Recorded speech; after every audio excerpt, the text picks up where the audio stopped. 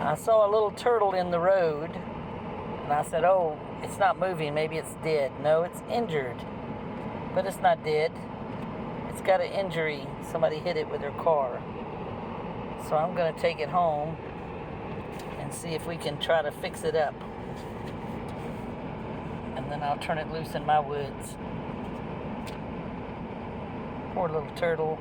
It's alive. I just touched it and it moved into the shell more. I don't want it to die on the road. Poor little turtle. Got smashed a little bit. I think it's fixable.